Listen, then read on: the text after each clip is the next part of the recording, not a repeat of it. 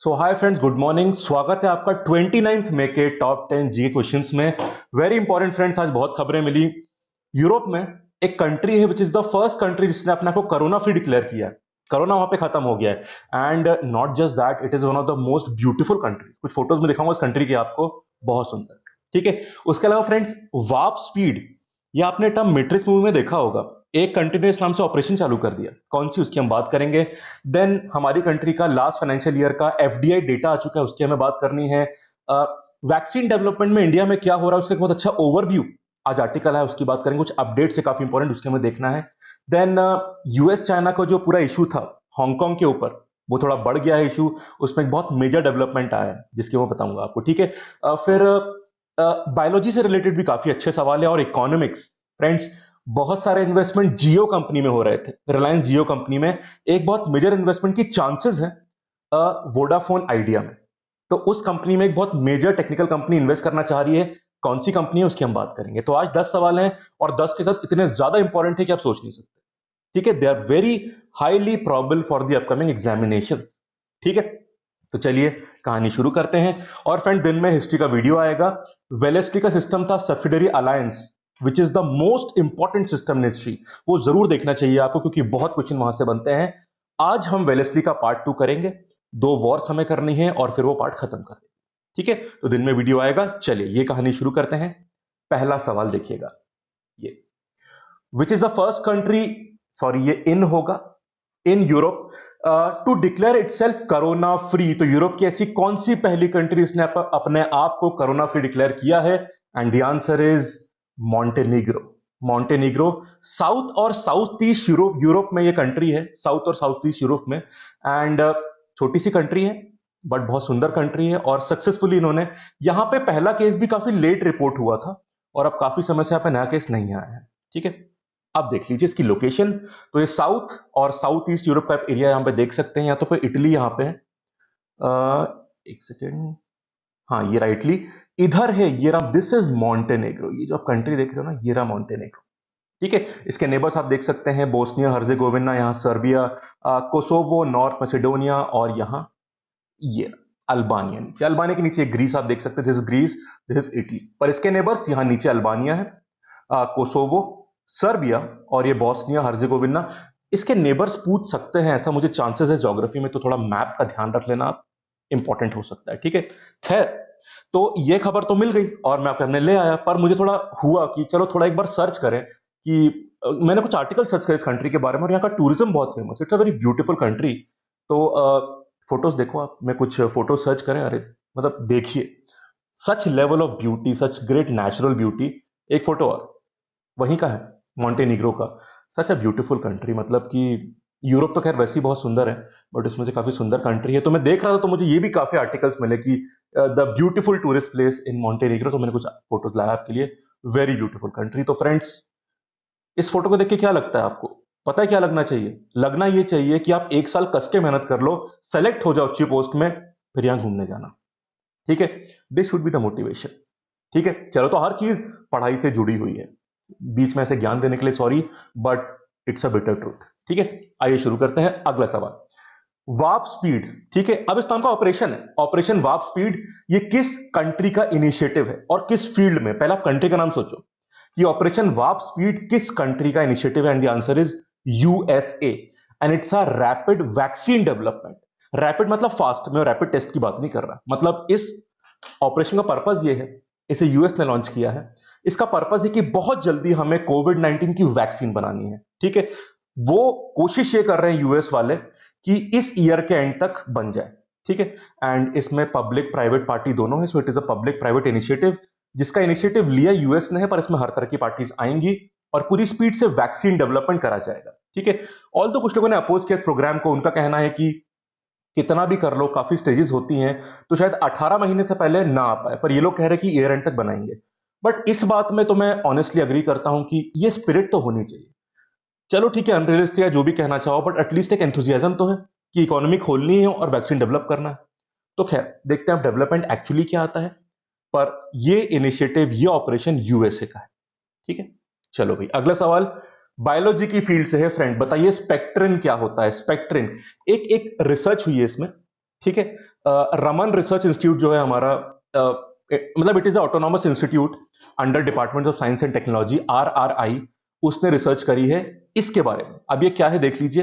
ये एक तरह का मॉलिक्यूल है जो एक्सन्स में प्रेजेंट होता है। एक्सन्स डेफिनेटली पढ़ा होगा आपने स्कूल में, बायोलॉजी में। एक्सन्स हमारे नर्व सिस्टम का पार्ट होता है, देख लीजिए यहां पे। तो पहले मैं एक्सन बता रहा हूं, फिर बताऊंगा मैं आपको कि ये जो स्पेक्ट्रिन है ये क्या होता है। तो एक्सन क्या होते हैं? Axons are long tubular extensions of nerve cell. तो नर्व सेल के ट्यूब टाइप लॉन्ग एक्सटेंशंस होते हैं। पर्पस क्या होता है? It transmit electrical signal across long distances and it can be up to a metre long in case of humans. तो humans पे कई बार ये 1 मीटर तक के, मतलब मीटर लॉन्ग होते हैं, काफी लेंदी होते हैं। अब द प्रॉब्लम इज, क्योंकि इनकी लेंथ इतनी ज्यादा होती है, they can be subjected to large stretch deformation during body movement. क्योंकि लेंथ इतनी ज्यादा है, इसलिए बॉडी मूवमेंट कई बार स्ट्रेचिंग वगैरह के चक्कर में इनमें डिफॉर्मेशन हो जाते हैं। ठीक है। और जो एक्शंस ब्रेन में होते हैं, they can also undergo significant deformation even during normal activities like jumping. क्योंकि इनकी लेंथ ज्यादा है, इसलिए कई बार जंपिंग या बाकी बॉडी मूवमेंट, स्ट्रेचिंग एक्सेट्रा में इनकी स्ट्रेचिंग डिफॉर्मेशन की चांसेस बहुत बढ़ जाती है, नुकसान पहुंचता है। ये आप देख रहे हो, ये जो हमारे लॉन्ग ट्यूबुलर टाइप स्ट्रक्चर है, इनको एक्सन्स बोलते हैं। एक्सटेंशन ऑफ नर्व सेल, ये एक्सन्स होते हैं। ठीक है।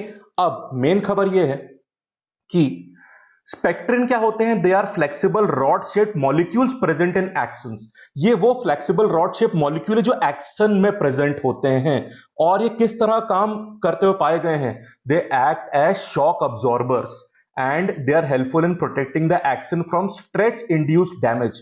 तो स्ट्रेचिंग बॉडी मूवमेंट से जो स्ट्रेन या डिफॉर्मेशन एक्शंस में आता है, उसके अगेंस्ट एक तरह के शॉक अब्जॉर्बर होते हैं स्पेक्ट्रिन। अब ये जो स्टडी हो रही है, इससे हेल्प पता है कहां मिलेगी? जो रमन इंस्टीट्यूट में हो रही है, विच इज ऑटोनॉमस इंस्टीट्यूट। आप सर्च करें इंस्टीट्यूट को, RRI नाम है उसका, and it is autonomous institute under a department of science and technology. ठीक है। अब ये जो स्टडीज हो रही हैं, इनसे पता है हेल्प कहां मिलेगी? It will help in understanding and treatment of head injuries and stretch induced nerve injuries. तो स्ट्रेचिंग, इन सब के कारण जो नर्व इंजरीज होती हैं और जो हेड इंजरीज होती है, अक्सर शॉक से रिलेटेड, उसमें बेटर अंडरस्टैंडिंग और किसी तरह का मेडिकेशन या ट्रीटमेंट डेवलप करने के लिए ये रिसर्च काफी इंपॉर्टेंट होगी। किसकी रिसर्च? एक्सन्स में जो स्पेक्ट्रिन होते हैं उनके बारे में। बस फ्रेंड्स, इतनी जानकारी काफी है, आपको फिर बहुत बहुत डीप बायोलॉजी में आने की जरूरत नहीं, इतना काफी है। चलो भाई, अगला सवाल। मैंने आपसे सवाल पहले पूछ चुका हूं कि हमारे कंट्री के अभी PSA कौन है, प्रिंसिपल साइंटिफिक एडवाइजर, पर मैं पहले जो थे उनका नाम पूछ रहा हूं। Who was the first PSA, मतलब principal scientific adviser to government of India? And the answer is doctor APJ Abdul Kalam. ठीक है। करंट में खबर क्या, उस पर मैं बाद में आता हूं। जो अपडेट है हमारे वैक्सीन डेवलपमेंट का, वो उसी क्वेश्चन में समझाऊंगा मैं आपको। बट पहले अभी तक 3 PSA हुए, उनकी बात कर लेते हैं। ये देख लीजिए, ऑफिशियल वेबसाइट से मैं लाया हूं खबर। एक सेकंड, थोड़ा फोटो छोटा कर दिया जाए। हाँ जी, तो देखते हैं पहले कौन थे। Doctor APJ Abdul Kalam. ये PSA कब से थे? 1999 से 2001 तक। So he acted as principal scientific adviser to government of India. ये कैबिनेट मिनिस्टर की रैंक होल्ड करते हैं PSA, कैबिनेट मिनिस्टर। उसके बाद बने थे R चिदम्बरम, जो 2001 से 2008 के बीच में थे। ठीक है। और अभी कौन है? Professor K Vijayaraghavan. He is the current principal chief adviser, और ये 2018 से बने हुए हैं, अभी भी करंट पोजीशन यही होल्ड करते हैं। ठीक है। अब इन्होंने एक अपडेट दिया है जिसके ऊपर मैंने आर्टिकल बनाया है, देख लीजिए। सो इन्होंने बोला है कि इंडिया के जो ह्यूमन वैक्सीन ट्रायल्स में जो ह्यूमन वाली स्टेज है, वो अक्टूबर से स्टार्ट हो जाएगी। तो देखिए, अभी तक जितने भी काम हो रहे हैं उसके बारे में उन्होंने काफी बढ़िया अपडेट दिया है। तो पूरी जानकारी इस आर्टिकल से मिल जाएगी आपको। द हिंदू न्यूज़पेपर के से ये आर्टिकल में लाया हूं, ध्यान से सुनिएगा सारे इंपॉर्टेंट अपडेट्स। कुछ पहले सुन चुके हो, फॉर एग्जाम्पल ऑक्सफोर्ड रिसर्च की बात, वो भी यहां पे दोबारा आएगी। एक और इंटरनेशनल रिसर्च का आपको यहां पे जिक्र मिलेगा, देखिए पहले। ठीक। सो पहले उन्होंने ये बोला है that a novel coronavirus vaccine being developed in India will likely to begin to be tested in humans in October। तो अक्टूबर तक चांसेस है, ये कहा है के विजय राघवन जी, जो कि PSA हैं, प्रिंसिपल साइंटिफिक एडवाइजर। ठीक है। अब उसका अपडेट देख लीजिए। A group is working on a vaccine on a flu backbone। Preclinical studies are likely to be completed by October। तो जो प्री क्लिनिकल स्टडीज वो कंप्लीट हो जाएंगे, फिर ह्यूमन ट्रायल शुरू होगा यहाँ पे। ठीक है। एंड बाकी उन्होंने डिस्क्लोज नहीं किया आइडेंटिटी ऑफ द ग्रुप, वो सब उन्होंने सीक्रेट रखा है अभी। ठीक। and another vaccine group had developed a promising protein that would be ready to be tested by next February. ठीक, और इंडिया दोनों चीजें देख रहा है, इंडिजिनस रिसर्च भी कर रहा है और इंटरनेशनल या फॉरेन कोलैबोरेशन भी हो रहा है। ठीक है, अब यहां देखिएगा नीति आयोग के मेंबर जो है वीके पॉल जी, याद है ना क्वेश्चन पूछा था, लास्ट पैराग्राफ पे आओ। Doctor Paul is heading an empowered group on medical equipments and management plan to tackle the outbreak. तो अगर ये आउटब्रेक हुआ, बहुत फैला, तो प्लान क्या होने चाहिए, और मेडिकल इक्विपमेंट, इन सब के ऊपर जो एम्पावर्ड ग्रुप बना है सरकार का, उसके हेड है वीके पॉल। क्वेश्चन 2-3 दिन पहले पूछा था। चलिए, अब दो इंटरनेशनल कोलैबोरेशन में भी हमारे यहां के लैब्स पार्टिसिपेट कर रहे हैं, उनकी बात देख लीजिए। पहला तो ये Hyderabad based Bharat biotech announced in April that it was a part of an international collaboration of virologists at the University of Wisconsin Medicine and US vaccine company Flugen to develop Coroflu, a nasally administered inoculant, मतलब नेसल pathway से इसको डाला जाएगा, नाम CoroFlu होगा। इस पर research कर रही है एक तो यूएस की वैक्सीन कंपनी फ्लूजेन और ये यूनिवर्सिटी यूएस की विस्कॉन्सिन मेडिसिन। इसका पार्ट भारत बायोटेक बन चुका है। और एक चीज और, अब सीरम का तो जानते हो ना, सीरम इंस्टीट्यूट किसका पार्ट है, ऑक्सफोर्ड वैक्सीन डेवलपमेंट कैंडिडेट, जो ऑक्सफोर्ड वैक्सीन डेवलप कर रहे हैं। उस वैक्सीन को बंदरों में ट्राई किया था और रिजल्ट बहुत एफिशिएंट नहीं आए थे, बट फिर भी राघवन जी होपफुल है इसके बारे में। वो कह रहे हैं कि भाई आपके देखने का नजरिया है कि ग्लास हाफ फुल है हाफ एम्प्टी, तो अभी भी होपफुल है कि इंसानों में it can show some better results. ठीक, तो उन्होंने ये बोला है, ये it was possible for vaccine to show limited efficacy in primates but be more protective in people. Primates मतलब जैसे बंदरों में हो सकता है एफिकेसी कम दिखी हो, बट फिर भी चांस है कि ह्यूमंस में अच्छी दिख सकती है, ये उन्होंने बोला है। अच्छी बात है, होप यहां पे दिख रही है। उन्होंने एक और बात बोला है कि इट डज नॉट मैटर कि कौन सी कंपनी वैक्सीन पहले बनाती, बस बन जाए जल्दी। और काफी प्रॉमिसिंग रिसर्च इंडिया में भी चल रही है और अब्रॉड में भी चल रही है, ये उन्होंने कहा। ठीक है, और ये आखिरी देख लो कि यहां पे एक सर्वे भी करा गया है आईसीएमआर द्वारा in 69 district to estimate the level of infection in several district. इसका रिजल्ट नेक्स्ट वीक तक एक्सपेक्टेड है। तो बेसिकली इंडिया में जितना भी काम चल रहा है इंडिजिनस, ये दो काम इंडिजिनस हैं और ये दो कोलैबोरेशन इंटरनेशनल है, इन दोनों की यहां पे बात करें तो एक पूरा ओवरव्यू जो हम इतने दिनों से पढ़ रहे थे उनका एक ब्रीफ यहां पे दिखता है। अच्छी बात है ये, ठीक है। और एक बात मैं और बताना चाह रहा था, हाँ ये बात थी, यहीं पे कहीं लिखा हुआ था, जस्ट आप मुझे 10 सेकेंड दोगे, मैं पढ़ रहा था। हाँ ये, सो वीके पॉल जी ने बोला है कि 6 promising vaccine were candidates being developed from India. तो उन्होंने कहा ऐसे 6 प्रॉमिसिंग रिसर्चेस चल रही है वैक्सीन की, जिनका रिजल्ट अभी मतलब वो रिसर्च फेज में है अभी। तो काफी नंबर में रिसर्च चल रही है, 6 प्रॉमिसिंग कैंडिडेट्स वैक्सीन के हो सकते हैं। ठीक है, तो देखते हैं क्या जल्दी बन के आता है और let us hope for the best. आगे बढ़ते हैं। चलो भाई, ये अफ्रीकन स्वाइन फीवर फैल रहा था, खासकर असम में काफी प्रॉब्लम आ रही थी। अब एक कंट्री ने इंडिया से पोर्क का इंपोर्ट बैन कर दिया। उस कंट्री का नाम बताइए, आंसर है China. So China has banned the pork import from India. क्या रीजन साइट किया है, अफ्रीकन स्वाइन फीवर। पर यहां पे एक चक्कर है, वो देख लीजिए। सो Chinese authorities have said that they have put in place a ban on pork import from India. It is a move which has been, अब देखिए यहां पे ध्यान रखिएगा कि चाइना ने क्या बोला है कि it is set to ban imports of pigs, wild boar and related products from India in an effort to prevent African swine fever and ensure safety of China's animal husbandry. पर हो सकता है chances ये भी हो कि जब भी बॉर्डर टेंशन चल रहा है उसके लिए कदम लिया गया हो। अब ऑफिशियली तो उन्होंने बोला है कि भाई हमें अपनी एनिमल हस्बेंड्री बनानी है, बचानी है। सही है भाई, पूरी दुनिया को तो आपने निपटा दिया, अब आपको अपना बचाना है। खैर ठीक है, बात तो खैर सही है। तो उन्होंने बोला कि हमें अपनी एनिमल हस्बेंड्री बचानी है, इसलिए पोर्क के इंपोर्ट में बैन है और जो रिलेटेड प्रोडक्ट्स हैं। बट हो सकता है कि it might be related to the border tension जो भी चल रहा है, ऐसे भी चांसेस हैं। कुछ पेपर्स ने ऐसी रिपोर्टिंग करी है, ठीक हो सकता है उस कारण से हो। बट ऑफिशियली चाइना ने बोला है कि ASF is the reason, African swine fever. ठीक है, अपडेट देखते हैं और इसमें क्या होता है। ओके, इकोनॉमिक्स वाली फील्ड से फ्रेंड्स, एक बॉन्ड होता है जिसको government of India, so RBI है, पूरा सवाल पढ़ लो, RBI has stopped issuing government of India is 7.75% taxable bond बोलते हैं, जिसको आरबीआई बॉन्ड भी बोलते हैं। ठीक है, अब ये बॉन्ड का रेट ऑफ रिटर्न 7.75% था। आरबीआई इसको इशू करता था, गवर्नमेंट ऑफ इंडिया का बॉन्ड था, इसका नाम था आरबीआई बॉन्ड। इसका इशू आरबीआई ने बंद कर दिया है। इसके इशू बैन कर दिया है। आपको बताना है कि इस वाले बॉन्ड का टेन्योर क्या था, and the answer is 7 years. इससे कई ऑपोजिशन लीडर्स ने प्रोटेस्ट भी किया है। उनमें से एक है पी चिदम्बरम, ये पहले फाइनेंस मिनिस्टर रह चुके थे। उन्होंने बोला है कि जो नोटिफिकेशन आया था गवर्नमेंट का, दैट 7.75 सेविंग टैक्सेबल बॉन्ड 2018, जिनको आरबीआई बॉन्ड बोलते थे, अब 28 में से उन पे बैन लग गया है। ठीक है, तो उन्होंने ये बोला है कि पहले तो इसका रेट कम कर गया था 8% से 7.75%। टैक्स फैक्ट हटाने के बाद इफेक्टिवली 4.4% था, उसको भी हटा लिया गया है। ठीक है, तो उन्होंने कहा है कि every government is bound to provide at least one safe risk free investment option to its citizens. It was the RBI bond since 2003। ठीक, क्योंकि काफी बाकी इन्वेस्टमेंट में ये लोग कर चुके हैं, रेट कम पीपीएफ वगैरह में भी करा है, तो इसको हटाना नहीं चाहिए था, ऐसा ये लोग बोल रहे हैं। ठीक है, अब एक बात समझिएगा कि अ, अभी काफी हमारे पास इन्वेस्टमेंट ऑप्शन रहते हैं। फॉर एग्जाम्पल अगर हम बात करते हैं पब्लिक प्रोविडेंट फंड की, ठीक है, इसमें रेट हमारा होता है लगभग 7.1% के आसपास। फिर होता है सीनियर सिटीजन सेविंग स्कीम, इसका 7.4 पर, थोड़ा कम करा गया दोनों का, अभी 7.1% पीपीएफ का है, और सीनियर सिटीजन वाले का 7.4% है।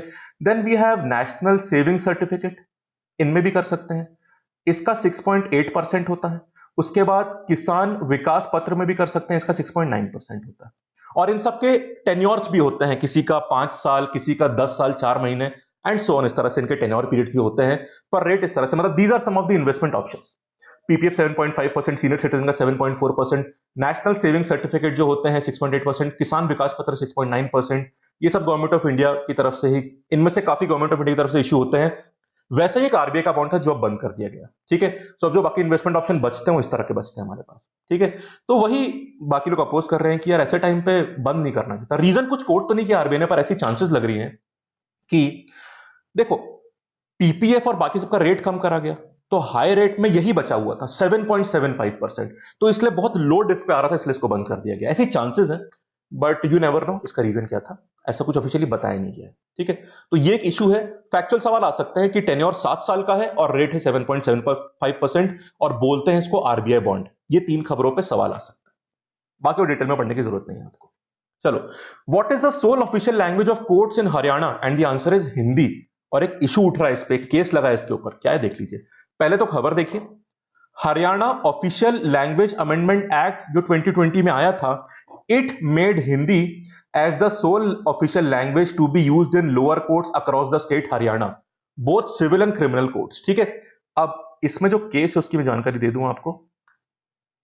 हाँ जी, so lawyers have challenge this in supreme court that a law, जिस लॉ को मैंने बताया अभी आपको, which makes Hindi the official language in courts in Haryana. ठीक है, अब रीजन क्या दिया है, ये the imposition of Hindi as a sole language would result in an unreasonable classification between lawyers who are fluent in Hindi and those who are not.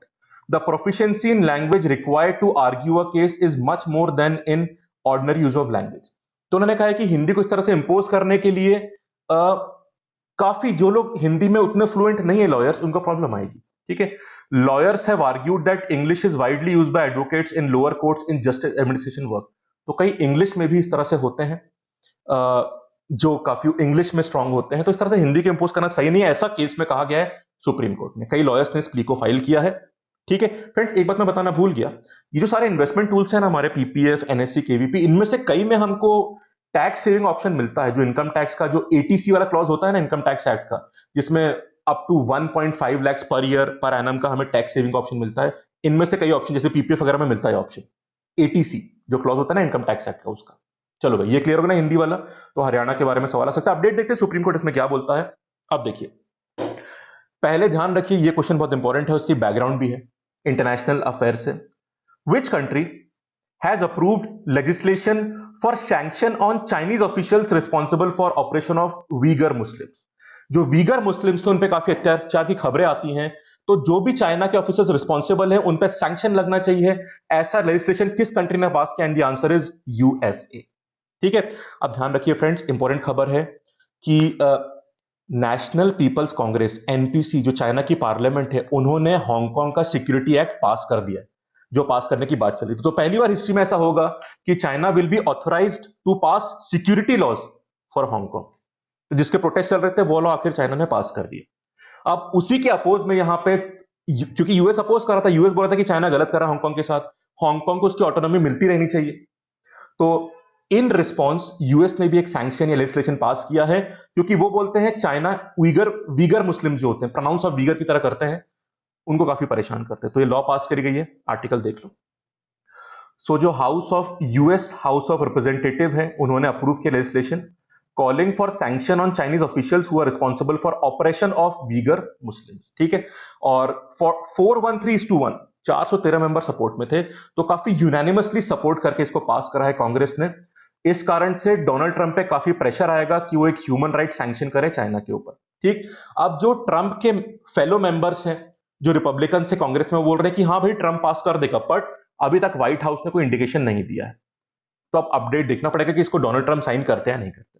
तो उधर China ने सिक्योरिटी लॉ पास कर दी हांगकांग के लिए, और यहां पे यूएससी कांग्रेस ने इसको पास किया है वीगर मुस्लिम्स के ह्यूमन राइट्स के लिए बिल को। ठीक है, चलो। एक्चुअली अगर ये पास करा जाएगा ना, तो फिर चाइना के खिलाफ और चाइना और रिएक्ट करेगा, तो देखते हैं डोनाल्ड ट्रंप क्या करते हैं। ओके, अब ज्यादातर इन्वेस्टमेंट जियो में हो रहे थे, अब चांसेस है कि एक वोडाफोन में भी हो सकता है, अभी फाइनल नहीं हुआ है, चांसेस है। तो बताइए, which company is exploring buying 5% minority stakes in Vodafone idea, Vodafone idea. ठीक है, and the answer is Google. ठीक, आप जानते हैं फेसबुक ने इन्वेस्टमेंट किया, कहां किया था? जियो में।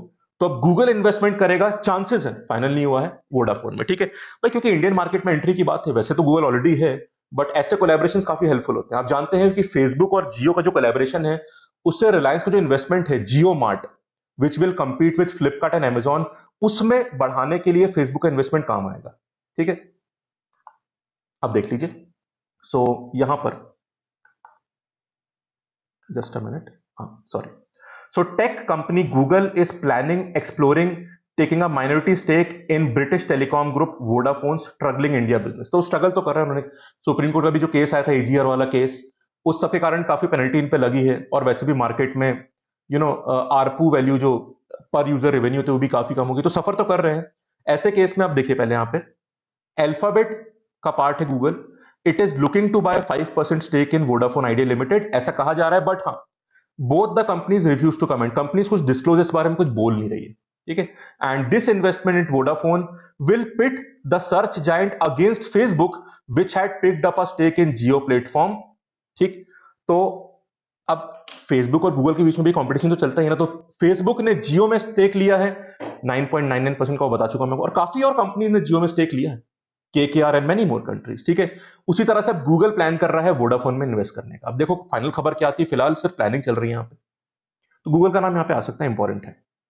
लास्ट क्वेश्चन फ्रेंड्स, पिछले फाइनेंशियल ईयर मतलब फाइनेंशियल ईयर 2019 और 20 वाले फाइनेंशियल ईयर का एफडीआई डेटा आ चुका है।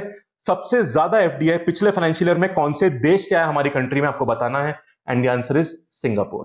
खबर देख लीजिए द हिंदू के इकोनॉमी वाले सेक्शन से। सो फॉरेन डायरेक्ट इन्वेस्टमेंट जो इंडिया का है, वो 2019 और 20 जो फाइनेंशियल ईयर है, मतलब पिछले फाइनेंशियल ईयर की बात चल रही है, उसमें 13% ग्रो करा है। ठीक है, मतलब कितना हो गया है? $49.97 billion. It's a very good amount. अब देखिएगा, उससे पहले मतलब 2018 और 19 में $44.36 बिलियन था, और अब कितना हो गया है 13% ग्रो करके? $49.97 बिलियन। समझ गए आप? अब देखिए, दो बातें करनी है, एक तो कंट्री वाइज कितना आया और किस सेक्टर में आया। अब देखिए, मैक्सिमम इनफ्लो पता है कहां से हुआ है? सर्विस सेक्टर से, $7.85 बिलियन, और सेकंड नंबर पे कंप्यूटर सॉफ्टवेयर एंड हार्डवेयर, मतलब $7.67 बिलियन। उसके बाद टेलीकम्युनिकेशन आता है। आपको सिर्फ टॉप 3 याद रखना है, पहला सर्विस, दूसरा कंप्यूटर्स सॉफ्टवेयर एंड हार्डवेयर, और तीसरा टेलीकम्युनिकेशंस। कंट्री की बात कर लो, Singapore emerged as the largest source of FDI during the last fiscal. Second rank पे आता है मॉरिशियस, और थर्ड पे आता है नीदरलैंड्स, बाकी फिर उसके बाद यूएस, केमन आइलैंड, जापान, फ्रांस एक्सेट्रा। ठीक है, और आप जानते हैं FDI is important as country requires major investment to overhaul its infrastructure sector to boost the growth। ये बड़ी सिंपल भाषा में एफडीआई का यूज, यूटिलिटी समझाई गई है यहाँ पे। ठीक है, तो सर्विस नंबर 1 पे, कंप्यूटर हार्डवेयर सॉफ्टवेयर नंबर 2 पे, टेलीकम्युनिकेशन नंबर 3 पे, और कंट्री की बात करें तो नंबर 1 पे सिंगापुर, उसके बाद मॉरिशियस, और थर्ड पे नीदरलैंड्स। इंपॉर्टेंट डेटा है, रिलेटिव ऑर्डर पूछ सकता है, शायद वैल्यू ना पूछे आपसे। ठीक है फ्रेंड्स, तो ये थे आज के टॉप 10 क्वेश्चंस। काफी इंपॉर्टेंट सवाल थे, जैसा कि देखा आपने। कंटेंट अगर पसंद हो तो वीडियो लाइक जरूर कर देना, कमेंट जरूर करना, आपके फ्रेंड्स कमेंट, फीडबैक्स, अच्छा बुरा जो भी लगता है कमेंट करिए, उससे मोटिवेशन फील होता है और काफी सीखने को भी मिलता है। और चैनल सब्सक्राइब जरूर कर देना, ठीक है। Thank you, have a nice day. History का वीडियो दिन में आ जाएगा, जरूर देखिएगा।